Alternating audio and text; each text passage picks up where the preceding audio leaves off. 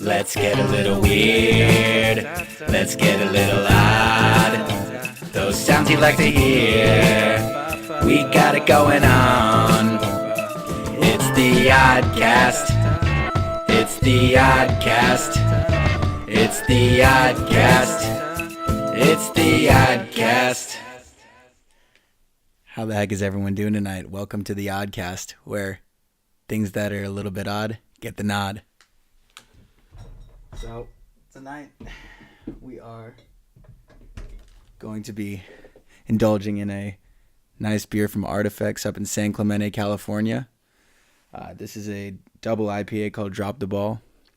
Should be pretty delicious, so I'm going to pour this up. So, first thing that obviously has to get discussed is that Liverpool victory. I mean, listen, out of all the Champions League matches that were played throughout the weekend, I would have to say that, or the weekday, I would have to say that the Liverpool match was probably the most surprising in that, you know, all the other teams you thought were going to win, except for Man City. Man City screwed the pooch in the Champions League once again, folks, losing 2-1 to Lyon. Nabil Fekir, who Liverpool was going to sign, scored the second goal for Lyon, so in a way, it's almost like he paid dividends for us finally. Who else is excited for the release of Red Dead Redemption 2? I am. It's coming out later. Gosh, I should have researched the date, but the interesting thing I read about that is that with Red Dead Redemption 2 coming out, it's very unlikely, unfortunately for GTA fans, that there's going to be many GTA anytime soon, because first of all, why would Rockstar release a game that's going to compete with its own game? I mean, that's just counterintuitive. And second of all, if you look at the timeline for when GTA has been released, it's about 2 per every 10 years, every 12 years. And so as good as Red Dead Redemption 2 coming out sounds, that also means that it might be a little longer of a wait for the next GTA, which, I mean, the last one was so incredible that I'm kind of bummed about that. So, Liverpool versus PSG. I predicted what was going to happen, but what I was more surprised about was how darn good Trent Alexander-Arnold was. The fact of the matter is that Di Maria basically was useless because he couldn't play offense, he couldn't play defense, or Marquinhos had to go up and couldn't make those long runs into the box like he likes to provide the ball to Neymar, or obviously Kylian Mbappe now, but it's just, it seems so much more difficult. And honestly, what I really truly did find about the match is, of course, yeah, I'm a Liverpool fan, but we really deserve to score more goals, and they deserve to only score one, really. I mean, granted, Kylian Mbappe's finish was beautiful. However, I don't necessarily think that the scoreline was a reflection of how the game went, even though we still won. Now, on to the other Champions League matches. An interesting thing happened in the Juventus. It was the Juventus versus Valencia match. Cristiano Ronaldo got sent off for a very odd transgression. Basically, I believe he thought someone was diving when he made contact with them, and then as they were on the ground, he made contact with them again. The referee was in his earpiece and just went to the back pocket and gave him a red card. Now, interestingly enough, Juve did go on to win, decidedly. But the thing that caught my eye was, in light of Juve winning with 10 men, decidedly, and Real Madrid winning 3-0, with, Isco and Benzema getting a goal, 2 of their key guys moving forward after the CR7 era, Cristiano Ronaldo era. How important is he to a side? Because he's always played on these fabulous world-class sides, and I know you could say that of many, many, top 10 players ever, and he has proven that he is individually dominant. He performed great in the Euros when Portugal got to the final. But I just do wonder with those two teams, and I know it's the first group stage game. Obviously, this is an overreaction, but it just made me think for 2 seconds of whether this guy really is, as seemingly dominant as we all think he is. And of course, when you watch him for 90 minutes, you would say, Mike, shut the fuck up. It's pretty obvious how dominant he is. But anyway, the other match, was the Real Madrid-Roma match. I mean, honestly, Gareth Bale is really filling in well there. I think that losing Cristiano Ronaldo obviously is going to be a big blow to any team. However, again, going back to my last point, they just have so much talent. You wonder if they win it without him this year, if they win La Liga without him, if they vie for a Champions League without him, you got to wonder. But hey, so let's move on to this Tesla news. So yesterday, the DOJ requested documentation from Tesla regarding, I believe it was in respect to Elon Musk's comments on his blog a month ago, talking about taking Tesla private. Taking Tesla from public to private. Now, it was really interesting what he said a month ago. He said that he was going to set the price in at $420. Coincidence? I'm not so sure. No, but he's obviously a savvy businessman. But what he said is he had a company in Saudi Arabia that had already bought 5% of Tesla publicly, because they were trying to diversify their interests because they own so much oil interests, so they wanted to invest in a clean energy firm. So he had secured backing in order to lock a conversion price, in that if you owned it publicly, obviously you could get paid out, but you could also opt to buy the stock back privately for $420 a share, right? And obviously, he didn't just have the Saudi group. He had a couple of other groups. I believe he is advised by Goldman Sachs, obviously, Merrill Lynch, top firms and lawyers as well. But he said that he was going to take it private because, first of all, the employees in the company, all of their stock incentives fluctuate in the public market so much more than they would in the private market. So say you're an employee at Tesla, you get paid X amount per year, but you also have stock that you've received. And so if part of your compensation is tied in with something that's on the public market, it might be very scary to work at a company like that. So he was saying that it in some senses can de-incentivize employees to work as hard in certain situations. The other reason he said was it allowed him to be subject to short sellers. And a short seller is someone who benefits when a stock goes down. And he didn't specifically list off any situations where this happened, but it's not a common thing, but there are people who short sell and bet against a company, and then they have so much capital in the company that they can do things that make the company lose money or lose stock price, and then they gain money. And yeah, so he was also saying that, being privately held, obviously you're subject to less stringent SEC compliance laws. They've been really hampered with debt for the Model 3 that's coming out recently. So we'll see. But basically, long story short, it was about a week ago that he said he wasn't going to take it public, but the DOJ, regardless, yesterday requested papers from Tesla, and they have not subpoenaed him yet. So they've only requested papers on a voluntary basis, and if they're happy with what Tesla hands over, then they won't have to subpoena them. Oftentimes they will. But basically, the summary of that, though, is that the Tesla is still publicly traded. You could still buy it on the market right now. The price has been just volatile. And it's gone up overall, of course, but it's very funny how certain little declarations on someone's blog can instantly, you know, propel stock to go up so high. And I believe that's what the DOJ is investigating, if I were to guess, is that they're investigating whether his claims of taking it private at 420 when the stock wasn't at 420 somehow illegally influenced the price of the stock going up. And that stuff is so hard to prove. Did Martha Stewart really engage in inside trading? Who really knows?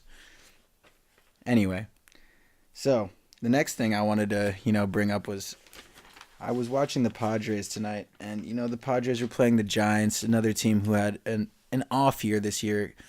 Theirs more unexpected than ours. But so the Padres are going to be a very interesting team next year. That's what I would like to address. Going forward, we have a couple really, we have Eric Hosmer and Willie Myers as our, core two guys who can really raise this lineup in a veteran status. And then we have Franmil Reyes, who is, this guy's an absolute stud. He was leading the minors. I believe it was Double A. He was playing in San Antonio. I could be incorrect. He was leading the minors in home runs before we called him up.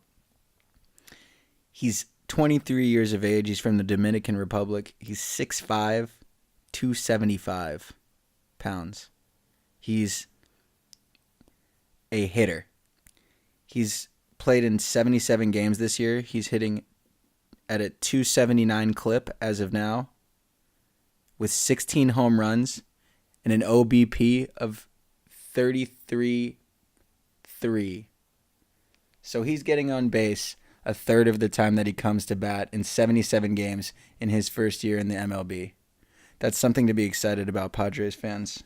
Watch out, NL West. The NL West is heating up. Speaking of that, the Dodgers just swept the the Colorado Rockies in a series to go 2.5 games up in the West. So that should be interesting to see if the Rockies can claw back over the last week and a half of the season.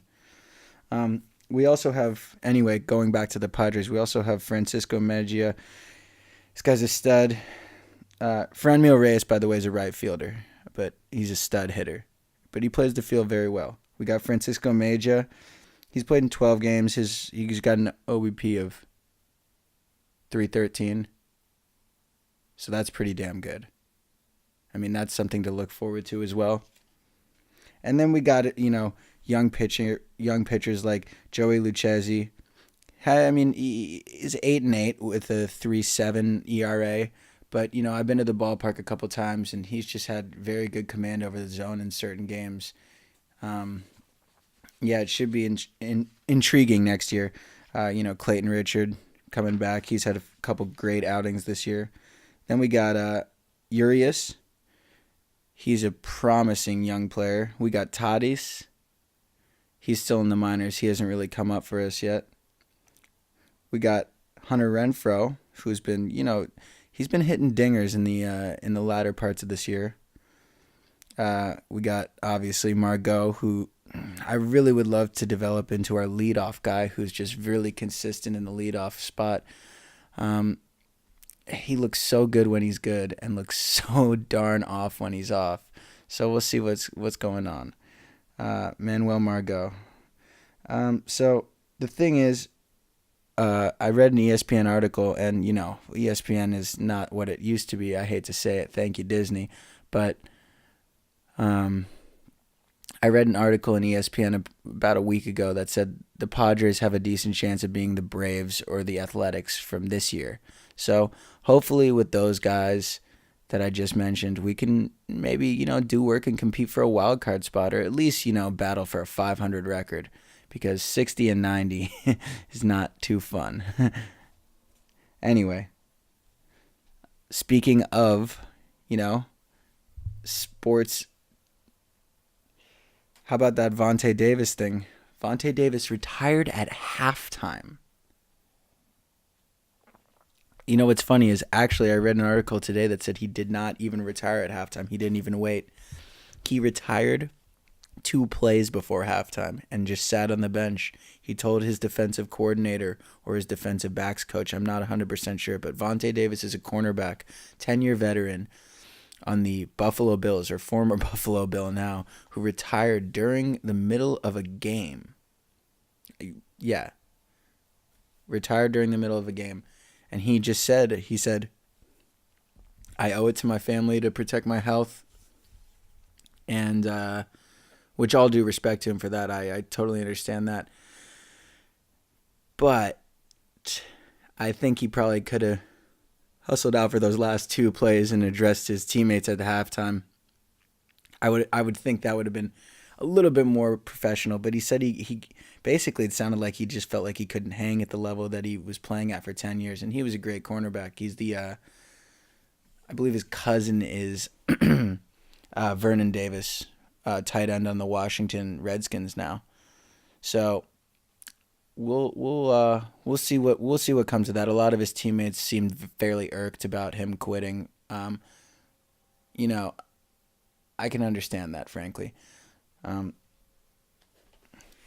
So one of my friends put me onto this young skateboarder. I believe he's like 20 years old maybe. His name is Jamie Foy, Foy.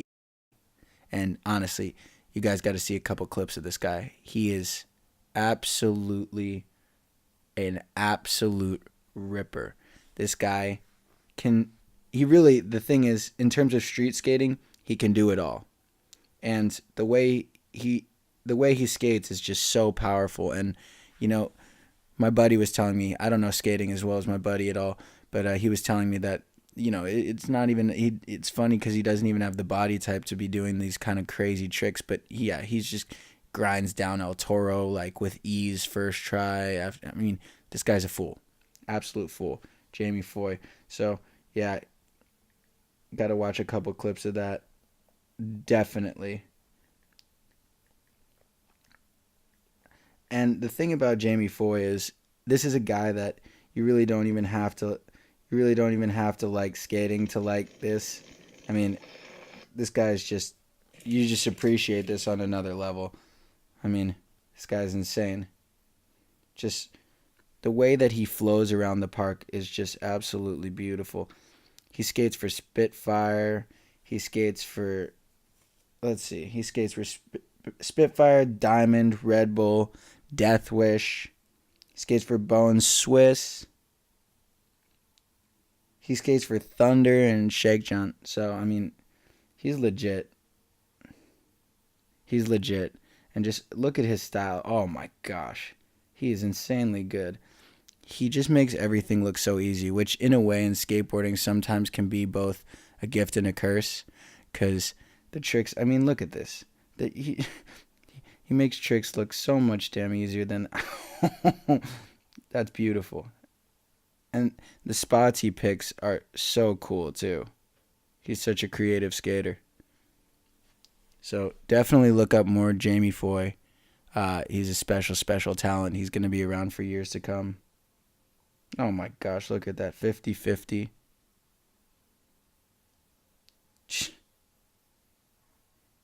Yeah, that's a crooks or a crooked, or I don't know. I'm not that good with specifics, but it makes it look easy. Anyway, so, we gotta talk about this Duncan Hunter business. This guy, Duncan Hunter, is one of the most audacious politicians that I have ever read about, ever heard about. And I know that's, I could point to many more, I'm sure, that are more audacious, but just, he's a local San Diego politician, so it makes it a little more funny.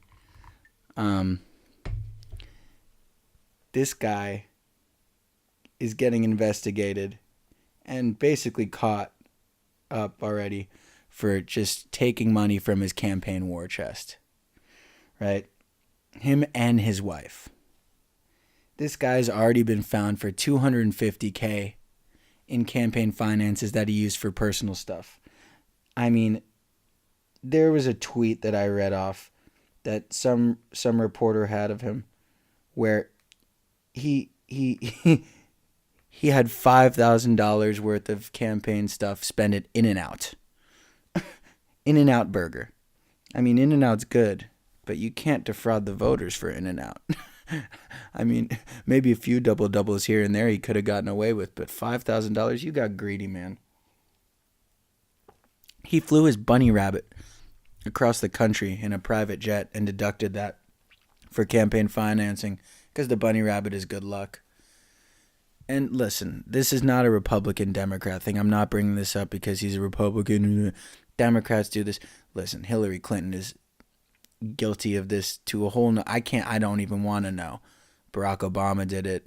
George Bush did it. It's done on all sides of the aisle. I just think this is a perfect exemplification of when we talk about revamping the system of politics, there are certain things that don't even need revamping. There are certain things that are so easy, plain and simple.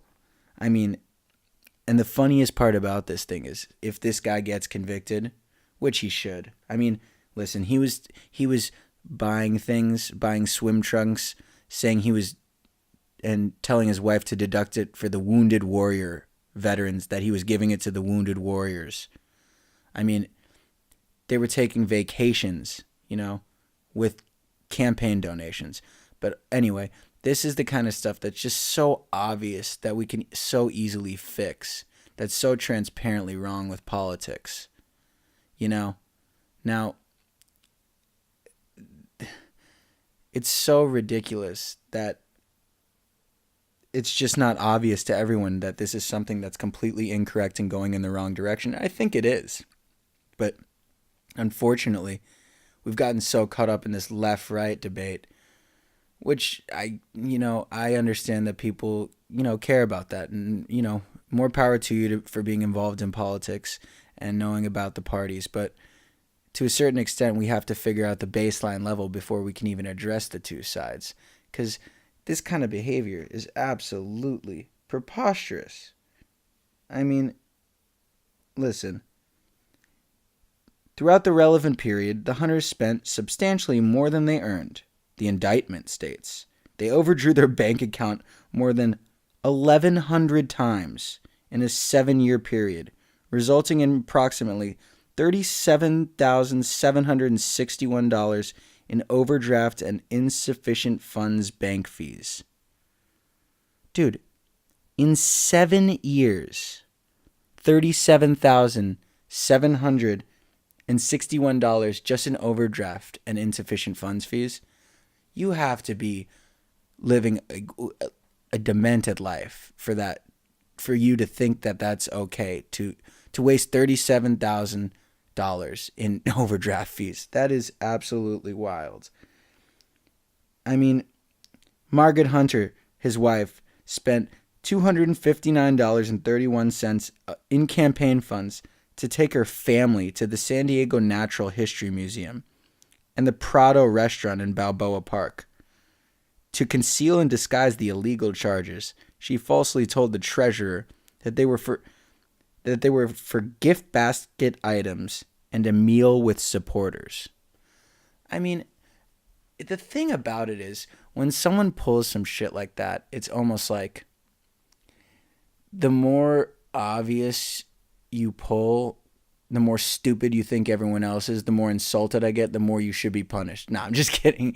I basically just said the crime should be increased for stupidity. The penalty of a crime should be increased for stupidity, which I almost feel bad. I mean, Margaret Hunter spent $704 on 12 tickets to a performance of How the Grinch Stole Christmas at the Old Globe Theater in Balboa Park, the indictment said. And the thing about it is, the indictment is done by the government. You gotta wonder, if $250,000 in this ridiculous stuff is on the record, citing stuff to the Wounded Warriors on the record, what didn't they catch? What got left off the record? That's almost more scary in a way. If this is the official record that got published, because it's a common thing, people protect their own in certain industries. It's true. What's off the record? Think about that for 2 seconds. Anyway, the best part about the whole matter is that if he does get indicted, you used to not lose your pension even if you got indicted for heinous crimes, but Duncan Hunter is not the first Duncan Hunter ever in Congress. Duncan Hunter is Duncan Hunter II. Duncan Hunter's father. Duncan Hunter's father, as a matter of fact, was a congressman in San Diego before Duncan Hunter Jr. And Duncan Hunter backed an act called the Honest Leadership and Open Government Act, which was passed in 2007. And part of that act says that if you get caught up for the stuff that his son, Duncan Hunter Jr., got caught up for, and you get indicted, you don't receive your pension anymore. So if he does indeed, if it goes through and he gets caught and, convicted of this stuff, he loses his pension over an act that his father backed. Now, the irony behind that is insane. Absolutely insane. And the funny part is his father came out the other day and was backing him, saying he didn't do this, he didn't do that, such and such, this and that. And of course, one would expect for certain reasons that that's just the truth. All right. Excuse me. Enough of Duncan Hunter. Enough of Duncan Hunter and his goofy father. So, wanted to, make a, interesting comparison. British TV, man, I cannot get enough of it. British movies, I cannot get enough of them. Now, shitty British TV, obviously, I can get enough of that. Shitty movies, yes, same. But there's something about the sense of humor that's different, where it's not as piercing as some American humor, but it's more there's less sensitivity required in there's less sensitivity in British comedy, especially, right? So if there's a group of friends in a thing, they're all going to be shitting on each other the entire time. And granted, yes, that does happen in American movies, but then eventually, one of them gets bitter at the other. They disconnect for a little bit. It's how they get back together. And that's the arc of the story, right? So the arc of the story in the American ones is more based on that, just the soul relationship of them, shitting on each other as friends do. Every friend, especially with, not to be guys, girls, but with guys, that's just how we roll. Like it's part of the shit. You dish it and you receive it. But that's the arc of the American story is of friends, is like the friend who takes it too far, and then the friend leaves, and then they're apart, and then they realize how even though they, have some differences or have some disagreements, that they're better together than apart, and then they get together at the end, and it's all la-di-da and blah blah blah. Whereas, and I don't mean to, I like shows like that too. I shouldn't talk so much crap, but whereas I think the British one, they don't have that breakup of the friendship really, so it's more plot focused on like what else is going on, like what funny shit the friends get into together the whole time. Whereas in the American thing, you get that in the beginning where they're friends, and in the end where they become friends in the very, very end of the movie. But then you get that bitchiness in the middle, which is kind of, it's again, am I saying that I always prefer British to American? No, but I lived in London for 4 years, so that could be part of it. And on that note, I just wanted to mention a couple of British shows that I really thought would be kind of cool. My friend showed me this one called Come Fly With Me, and it's by the guys who did Little Britain, and one of the guys who judges on like British X Factor, Britain's Got Talent, David Williams, and Matt Lucas, of course.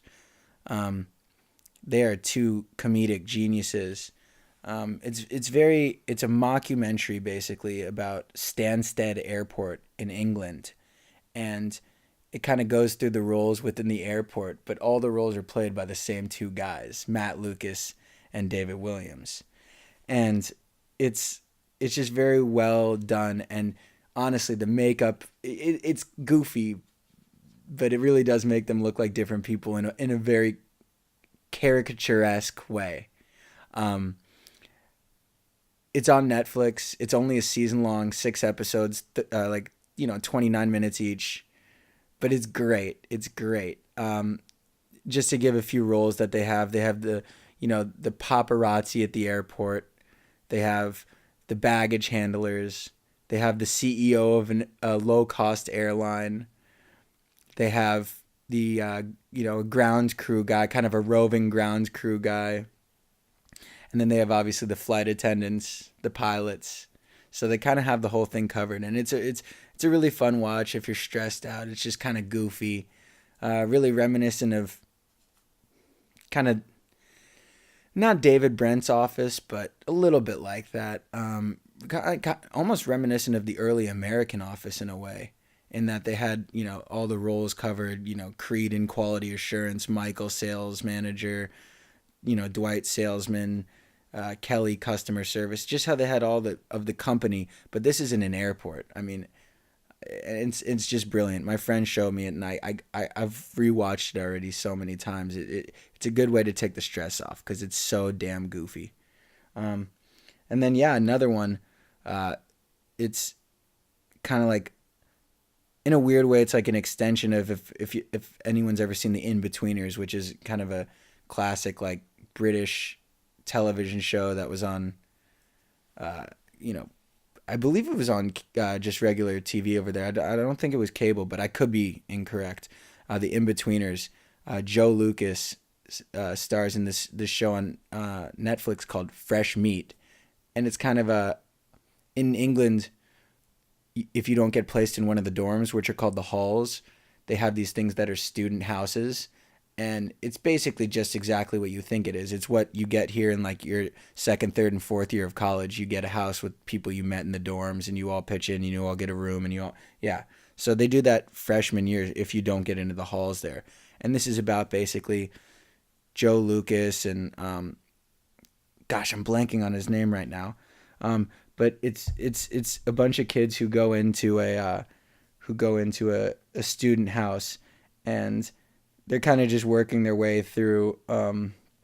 They're working their way through the whole, going off to college. But it's very interesting because it's a little different in that it's British. It has that, as I was talking about earlier, that little different sense of humor where they kind of, as they call it, take the piss or take the mickey out of each other. And again, it's Joe Thomas, Jack Whitehall. Jack Whitehall is absolutely hilarious in it. He has a new show on Netflix where he travels around with his dad. Zaw Ashton, Greg McHugh, Kimberly Nixon, Charlotte Ritchie, Jelka Van Houten, and Faye Marseille. That's just the stars. But it's absolutely hilarious. I would definitely recommend scoping it out. The other thing about British humor is it's going to be a little drier, kind of a little more dreary. And that's just how it goes. But those are two ones that I would recommend: Come Fly With Me and Fresh Meat, both on Netflix, both super easy to find. Come Fly With Me is only one season. Fresh Meat, I believe, is 4 seasons. Only 2 of the seasons are on Netflix, but it's the first 2. And then the second 2 are on Hulu, and obviously iTunes has everything. So, and so does, all those Putlocker sites and all those. So, got to get on that. All right, on to the next. So, honestly, I just had to bring up this one thing that I saw in baseball. This kid, Christian Yelich, he is a fucking stud. I thought he was a bit of a prima donna being so young and asking for a trade from the Marlins, whose organization is falling apart, by the way. I mean, they only have up to go from here, Derek Jeter. So take note. You saw it here on the OddCast. But, I mean, Christian Yelich, this kid is hitting 318, 102 runs. He's scored 102 runs. I mean, are you kidding me? That's absolutely phenomenal. He has 93 RBIs.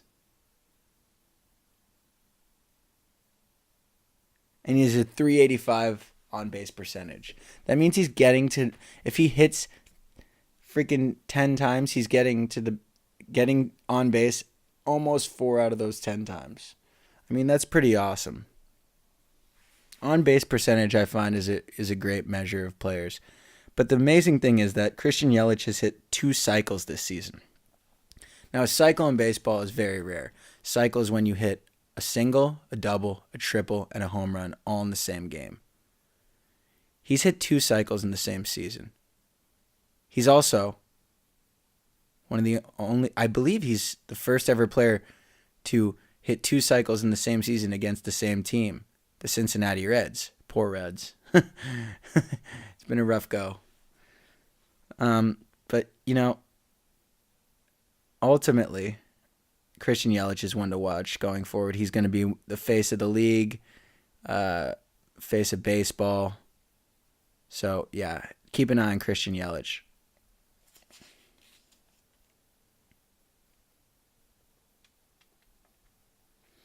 So, I read an article today that was pretty cool, actually, that Naomi Osaka, the 20-year-old winner of the U.S. Open, just signed the largest ever deal that Adidas has given to a female athlete. $8.5 million. That's pretty cool. Now, is it David Beckham's 160 lifetime contract? No, it's not. But at the same time, if you think about the fluctuations of contracts and everything, she could be earning more than $160 million in her lifetime eventually. She's only 20 years old, and she just smashed on Serena in a U.S. Open final.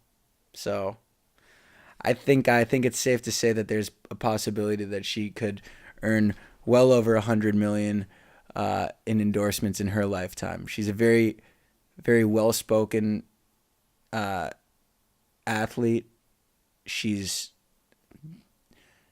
again, only 20 years old. I mean, she generates so much power behind her serve. It's quite impressive. The way that she was dealing with Serena. I mean, she was besting Serena on her second serves. It was quite an impressive performance. I mean, she absolutely dismantled her in the first set. And I think that has to be addressed. She dismantled her in the first set 6-2. She was up 4-3 in the second set before any controversy had happened. And let's remember, it's best of 3 sets in women's tennis. So Naomi Osaka was winning the match prior to any penalization. Anyway, the penalties have to be discussed now that Naomi has been given her proper credit, which is absolutely ridiculous that she wasn't before. That the thing that journalists first pointed to wasn't the fact that this 20-year-old just won her first ever major. That's a huge breakthrough for a tennis player. That's a huge breakthrough. It's an individual sport. Yes, you have a coach. Yes, you have a strength and conditioning. Yes, you have a nutritionist. You're the one out there by yourself. It's a phenomenal thing to win a major as an athlete. She might never win one again. Unlikely. I'll tell you that right now. It's unlikely that that's going to be her only one. But if it is, and is marred by this bullshit, that would be very unfortunate, and it shouldn't be. She was up 6-2, 4-3 before anything happened. And it's funny because I was watching the match with my buddy, same buddy who recommended Come Fly With Me. And when the whole controversy happened of Serena yelling at the ref, I just thought that Serena kind of had lost her mind, and I was like, oh, she just lost her head. She's losing the match. She just is pissed off. My buddy goes, and he doesn't know a lick about tennis. He doesn't. He'll admit it. He goes, dude, you don't see what she's doing? And I was like, what? He goes, she's fucking stalling. She's trying to ice Naomi Osaka. And I was like, holy shit. That is, in a way, it's so funny that, because, I play tennis, I used to coach tennis. I'm so, I feel like I'm so involved that I'm just seeing it from a tennis player's view. When you see it from that point of view, what she did, it was malicious. She was hanging on by her last thread, and I felt like what she was genuinely trying to do is ice Naomi Osaka, and Naomi was not going to let that happen. So, cheers to Naomi Osaka. Congratulations on your first major. Many more to come. And to be honest, I have to admit, I think Serena's behavior was not very good. I mean, I'll leave it at that. My mom's mom used to say, don't say anything if you don't have anything nice to say. So I'll leave it at that. Congratulations to Naomi Osaka. Absolutely incredible performance. And on the men's bracket, talk about someone being back in the fold. Novak is back. I mean, Wimbledon over a tough Kevin Anderson, the South African. He won Wimbledon. And then, he just storms through a U.S. Open. And Del Potro was hot after beating Nadal. I'll tell you what, Del Potro's a tough opponent with that length. Del Potro's like 6'3", Argentinian. And Novak Djokovic is just a superior athlete. This is a guy who's like, there's people in every sport who could have played everything. The obvious one is everyone, LeBron James. Yeah, we get LeBron James. Obviously, no doubt.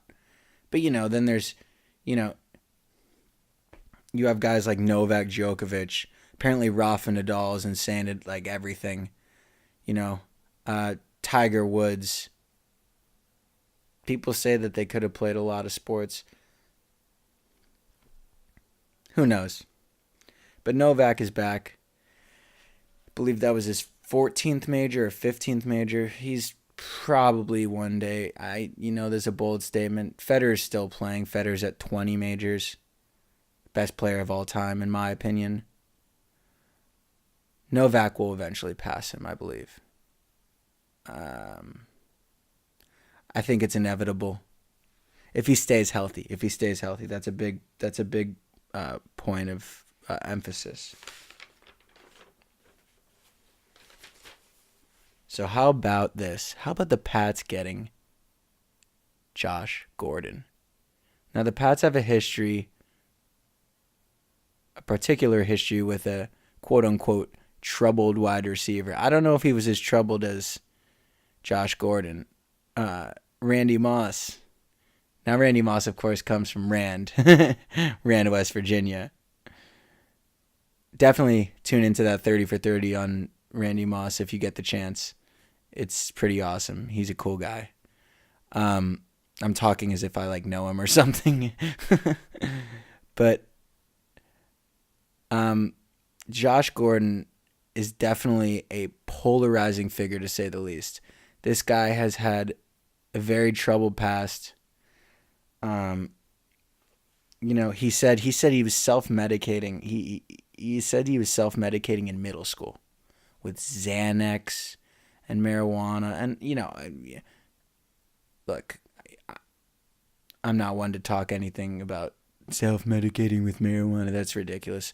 But self-medicating with Xanax in middle school is pretty insane. And I guess even marijuana to a certain extent. But he told a story of,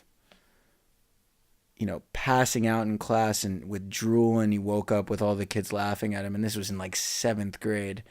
And then, in high school, the reason he had to go to Baylor for college was because when he was 17, I believe, he got caught in a using fake credit cards or in a credit card scam or stolen credit cards, something along those lines. I don't want to specify exactly which one. But he was required to stay in the state of Texas, so he had to go to Baylor. And then when he was at Baylor, he got caught with marijuana because he fell asleep in his car in a drive-thru and got pulled over. And then he eventually got dismissed for an undisclosed reason, a violation of team policy, but everyone suspected it was a failed marijuana test. Or I believe it came out that it was a failed marijuana test. So, I mean, the thing about it is, people always talk about it as if it's like a really troubled past. Most of his stuff is marijuana related. I mean, the stuff to me that's more troubling is like self-medicating with Xanax in, 7th and 6th grade. I mean, that shows that,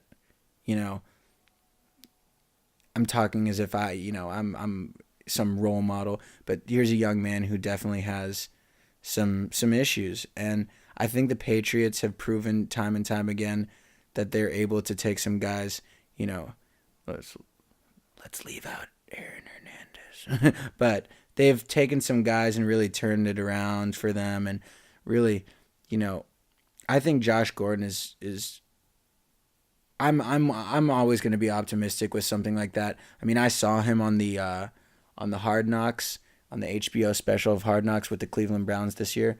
He looked fucking shredded. But then again, what the fuck does that mean?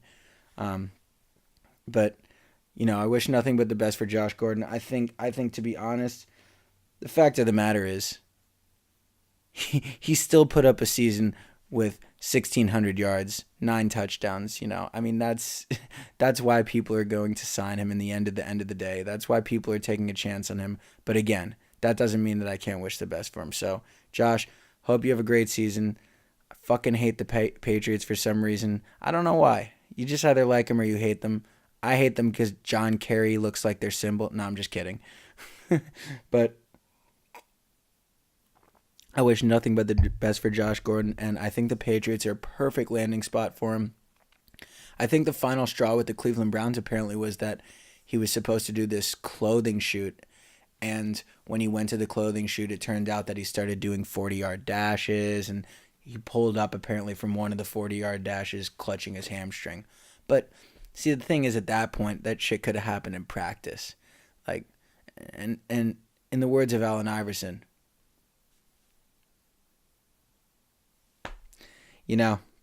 so you just got to wonder.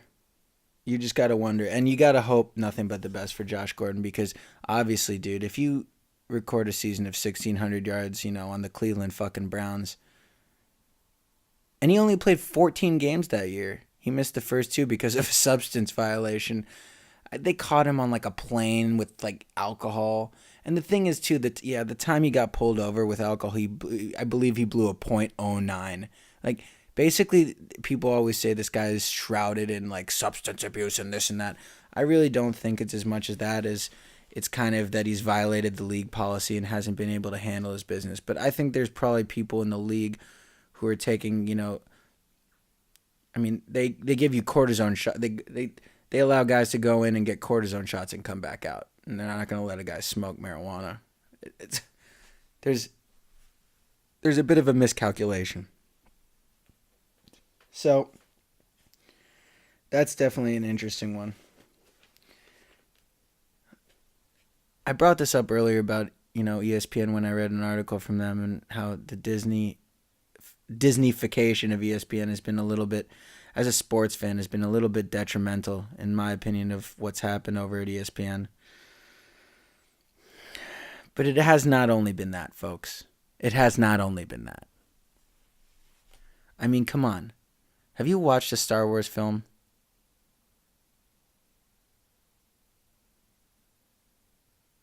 If you have, I feel bad for you. They used the old characters.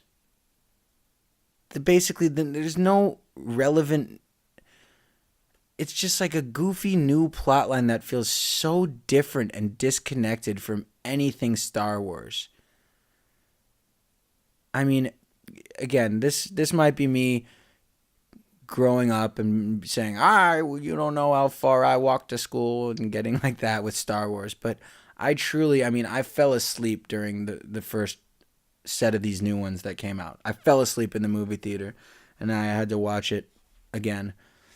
And it was, as a Star Wars diehard, seriously, not diehard, I don't go to the conventions, but I really do love, 4, 5, 6, 1. Even Phantom Menace is still a good flick in my opinion.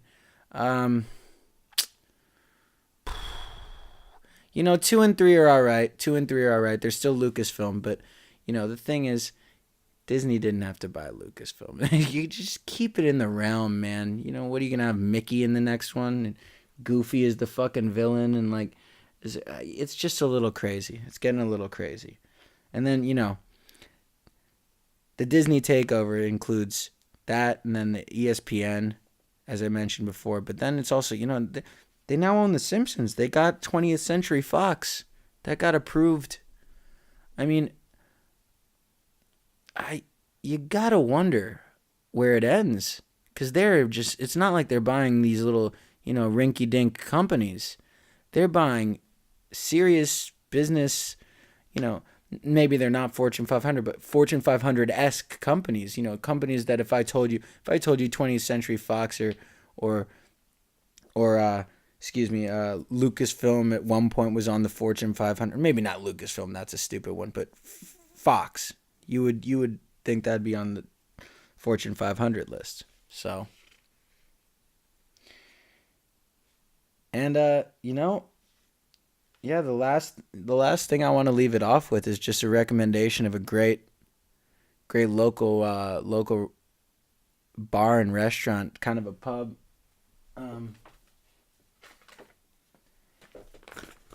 O'Brien's. If you were ever in the San Diego area, or you were from San Diego, you got to go into O'Brien's. You got to say what's up to my man Tyson. Tyson runs the joint. They have an amazing beer list. It's always shifting. They have awesome IPAs always. They usually have Pliny the Elder on tap, which is, great treat on any night. They have sours usually. They got stouts usually. They got the lot. And then they have really cool, great food, good wings. They got specials going on. The Saturday dinner plate specials are popping. They got the Taco Tuesdays with $3 craft tacos. So, O'Brien's, look it up. But you definitely got to hit up O'Brien's. It's no joke. It's in the Convoy Kearny Macy area in San Diego. You got to go. Tell Tyson that Mike said what's up. He's definitely a friend of the OddCast, I'll tell you that much. So, with that in mind, I leave you here. Thanks for listening. Appreciate your time. And come back next time for the OddCast, where stuff that's odd gets the nod. Thanks.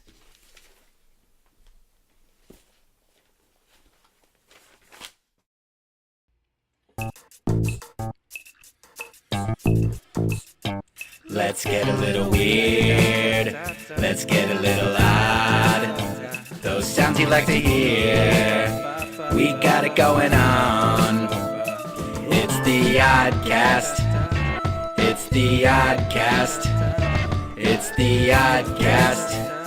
It's the OddCast.